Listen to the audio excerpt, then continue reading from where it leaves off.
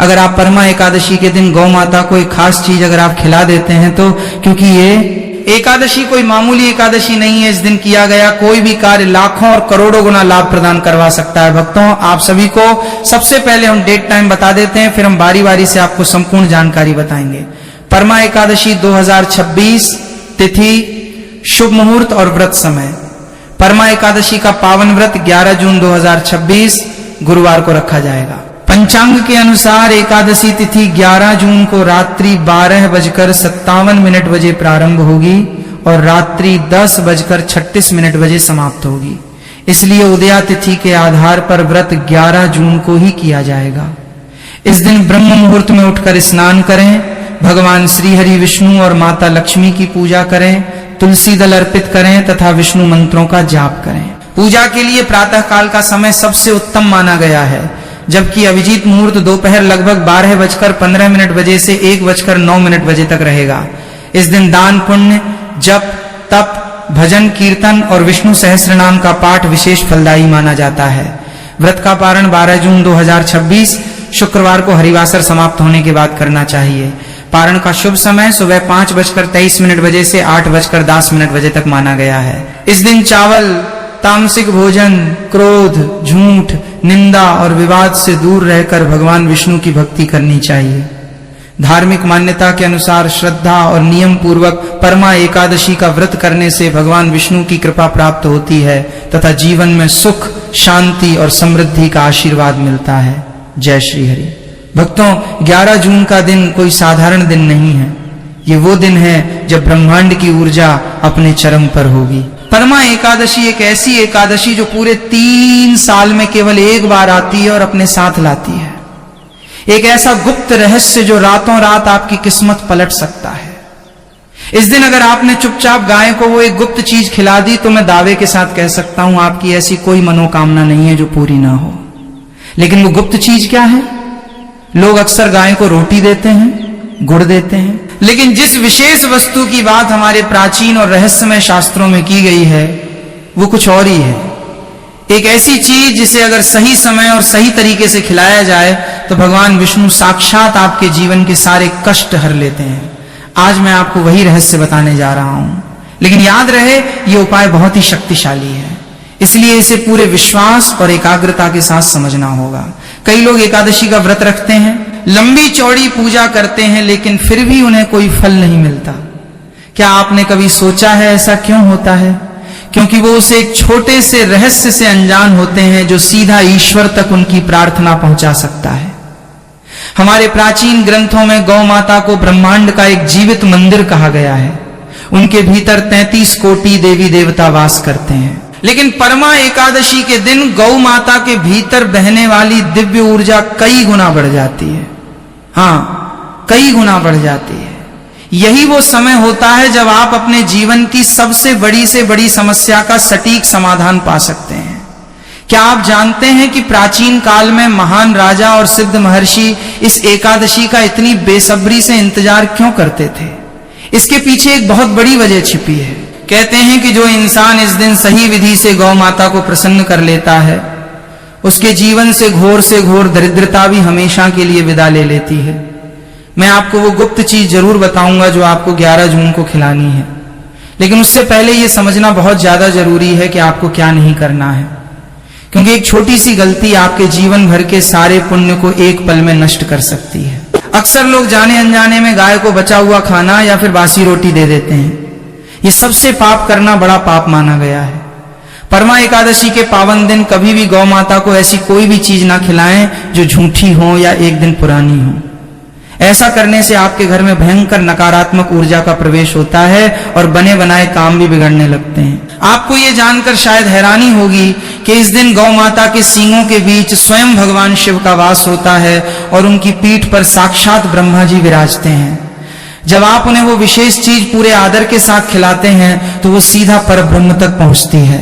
आइए मैं आपको उस अद्भुत कथा की ओर ले चलता हूं जिसने इस प्राचीन उपाय की शक्ति को पूरी दुनिया के सामने सिद्ध किया था। शास्त्रों में वर्णन आता है कि कामिल्य नगरी में एक बहुत ही गरीब और बेसहारा ब्राह्मण रहता था जिसका नाम सुमेधा था। उसकी पत्नी अत्यंत पतिव्रता और संस्कारी थी। लेकिन उनका जीवन घोर दरिद्रता और भयंकर कष्टों में कट रहा था। उनके पास खाने को एक अन्न का दाना तक नहीं होता था। वे कई कई दिनों तक भूखे प्यासे रहते थे। एक दिन अचानक महर्षि कंडन ने उनके घर पधारे। सुमेधा और उसकी पत्नी ने जैसे तैसे जो कुछ भी रूखा सूखा था उससे उनका सत्कार किया। उनकी इस निस्वार्थ भक्ति को देखकर महर्षि की आंखें भर आईं। तब उन्होंने सुमेधा को इस परमा एकादशी का एक ऐसा रहस्य बताया था जो आम इंसानों की पहुंच से बहुत दूर था। उन्होंने कहा था कि हे सुमेधा, जब परमा एकादशी आए तो तुम गौ माता को वो गुप्त चीज खिला देना। सुमेधा ने बिल्कुल वैसा ही किया जैसा महर्षि ने बताया था। और आप शायद इस बात पर यकीन नहीं मानेंगे, अगले ही दिन सुबह जब सुमेधा उठा तो उसका वो छोटा सा मिट्टी का झोंपड़ा एक बहुत विशाल और सुंदर महल में बदल चुका था। उसके घर में धन धान्य और सोने चांदी का अंबार लग गया था। यह कोई साधारण चमत्कार नहीं था, ये उस गुप्त वस्तु और परमा एकादशी की वो असीम शक्ति थी जिसे आज के इस आधुनिक युग में हम पूरी तरह से भूल चुके हैं। इस कथा से हमें ये समझ आता है कि ब्रह्मांड हमेशा उन लोगों की मदद करता है जो सही समय पर सही कर्म करते हैं। परमा एकादशी के दिन किए गए दान और पुण्य का फल कभी खाली नहीं जाता। जब आप गौ माता के पास जाएं तो इस बात का भी विशेष ध्यान रखें कि वो किस रंग की गाय है। वैसे तो हर गाय पूजनीय है, लेकिन अगर आपको इस 11 जून के दिन कोई सफेद रंग की या फिर लाल रंग की गाय मिल जाए तो समझ लीजिए कि साक्षात लक्ष्मी नारायण ने आपको दर्शन दे दिए हैं। सफेद गाय को शांति और आध्यात्मिक उन्नति का प्रतीक माना गया है, जबकि लाल गाय धन और भौतिक सुख सुविधाओं की वृद्धि करती है। जब आप उस गाय को वो गुप्त चीज खिलाएंगे तो आपके शरीर से एक विशेष प्रकार की ऊर्जा तरंगे निकलेंगी जो सीधे गौ माता के आभा मंडल से जाकर मिल जाएंगे। आधुनिक विज्ञान भी अब इस बात को मानने लगा है कि गाय के पास रहने से और उन्हें स्पर्श करने से हमारे शरीर का तनाव और मानसिक बीमारियां दूर होती हैं। लेकिन हमारे ऋषियों ने ये बात हजारों साल पहले ही जान ली थी। उन्होंने हमें बताया था कि गाय की रीढ़ की हड्डी में सूर्य केतु नाड़ी होती है। जब आप प्यार से गौ माता की पीठ पर अपना हाथ फेरते हैं तो वो सूर्य केतु नाड़ी जागृत हो जाती है और उसमें से स्वर्ण का अंश उत्पन्न होता है जो सीधे आपके शरीर में सकारात्मक ऊर्जा के रूप में प्रवेश करता है।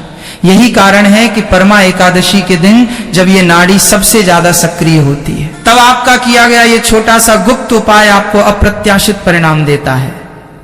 आज के समय में हम मशीनों और तकनीक से इतने ज्यादा जुड़े हुए हैं कि हम प्रकृति और ब्रह्मांड के इन गढ़ रहस्यों को अनदेखा कर देते हैं।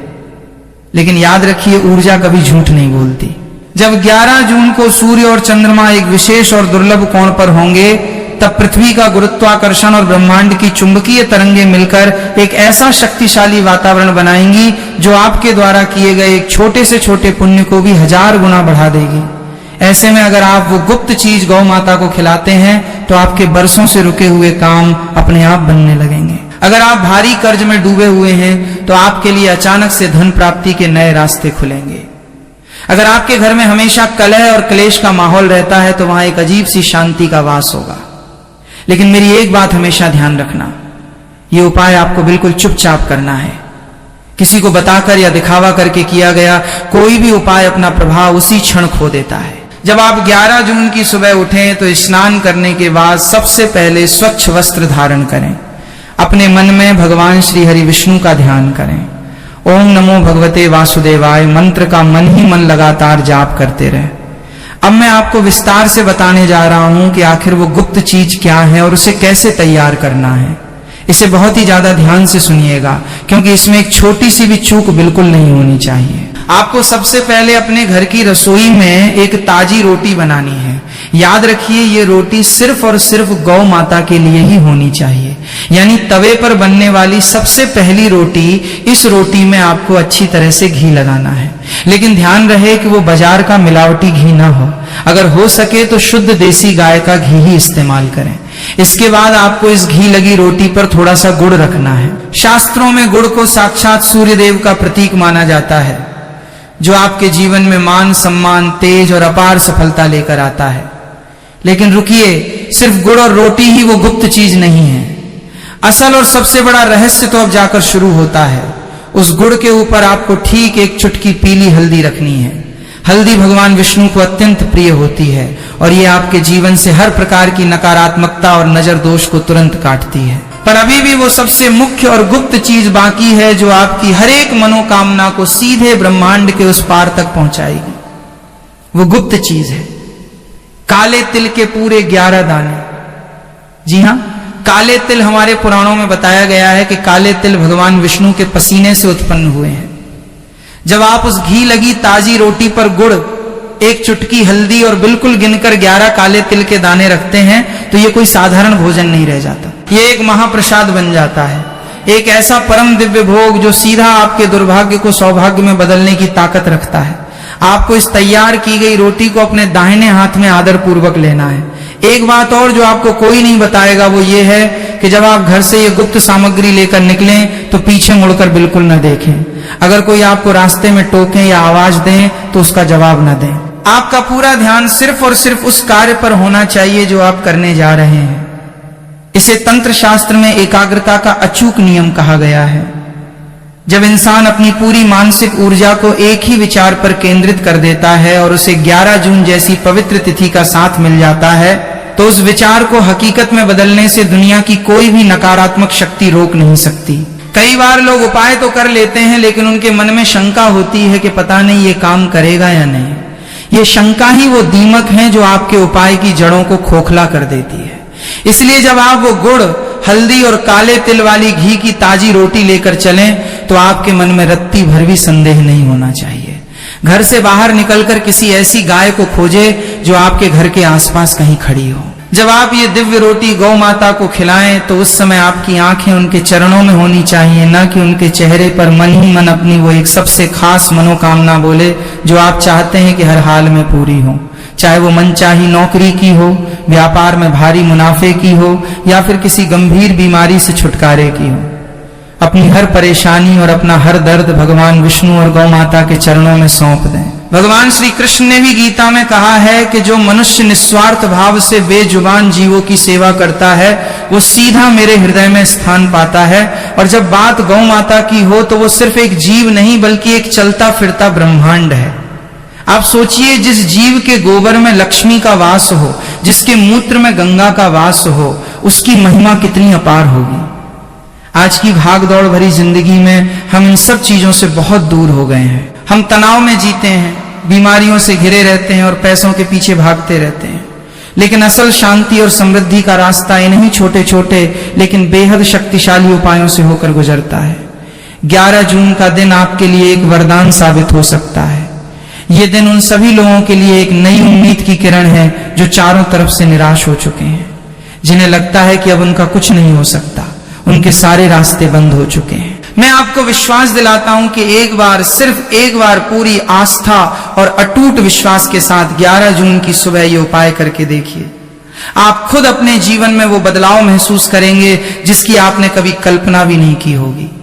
जो कर्ज आपको पहाड़ जैसा लग रहा था वो धीरे धीरे कैसे खत्म हो जाएगा आपको पता भी नहीं चलेगा। जो बीमारियां आपको जकड़ चुकी थीं वो अपने आप आपका शरीर छोड़ने लगेंगी। जब गौ माता उस रोटी को खुशी खुशी स्वीकार कर ले और उसे खा लें तो उनके मस्तक को बहुत ही प्यार और श्रद्धा से सहलाएं। इसके तुरंत बाद उनके खुरों के पास की थोड़ी सी धूल को अपने माथे पर तिलक की तरह लगा लें। ये कोई आम धूल नहीं है, ये धूल किसी चमत्कारिक और सिद्ध भस्म से कम नहीं होती। ये आपके सोए हुए भाग्य के बंद दरवाजे एक झटके में खोल सकती है। 11 जून को आने वाली इस अत्यंत दुर्लभ परमा एकादशी के इस सुनहरे अवसर को अपने हाथ से बिल्कुल भी मत जाने दीजिएगा। ये ब्रह्मांड का एक ऐसा सीधा इशारा है जो शायद आज आपको भगवान की मर्जी से ही मिल रहा है। जो लोग इस अचूक उपाय को सच्चे मन से करते हैं उनके जीवन में कभी भी कोई दुख या परेशानी ज्यादा देर तक टिक ही नहीं पाती। भगवान श्री हरि विष्णु हमेशा हर पल अपने सच्चे भक्तों की रक्षा करते हैं। बस जरूरत है तो एक सच्चे मन और कभी न टूटने वाले अविश्वास की। इसलिए इस 11 जून को पूरी श्रद्धा और आस्था के साथ ये गुप्त उपाय करें और अपने जीवन को एक नई और सुखद दिशा दें। भगवान विष्णु आप सभी पर अपनी कृपा हमेशा बनाए रखें। दूसरी ओर काले तिल शनिदेव और पितरों को शांत करते हैं। आपके जीवन में जो भी बाधाएं आ रही हैं, जो भी काम अटक रहे हैं, वे सब पितृदोष या ग्रहों की विपरीत चाल के कारण होते हैं। काले तिल उन सभी नकारात्मक ऊर्जाओं को सोख लेते हैं। अब इन सभी चीजों को थोड़े से पानी या कच्चे दूध की मदद से गूंद लें और इसकी एक बड़ी सी लोई या पेड़ा बना लें। ये कोई साधारण लोई नहीं है। ये आपके नवग्रहों को शांत करने, पितरों का आशीर्वाद प्राप्त करने और 33 कोटि देवी देवताओं को प्रसन्न करने का एक अमोघ अस्त्र बन चुका है। अब इस गुप्त चीज को खिलाने का सही समय और तरीका क्या है, ये जानना सबसे ज्यादा जरूरी है। जून के महीने में किसी भी दिन जब आपको लगे कि आपका मन शांत है, सुबह जल्दी उठकर स्नान कर ले।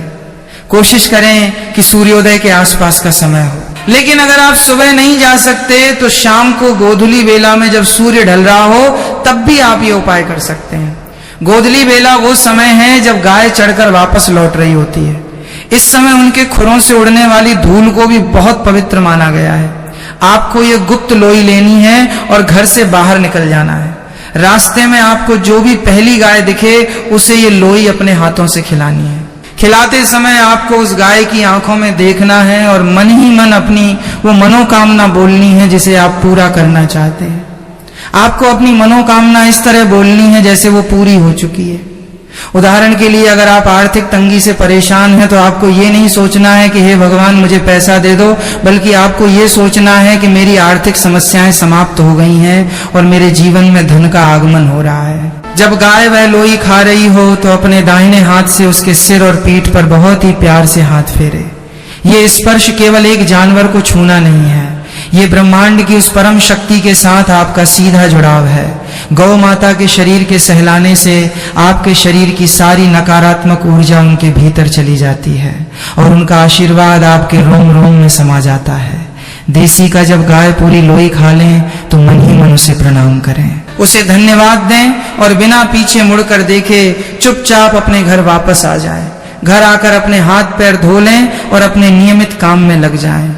इस पूरे उपाय के दौरान आपको किसी से बात नहीं करनी है, किसी को बताना नहीं है कि आप क्या करके आए हैं। यही इस उपाय की सबसे बड़ी शर्त है।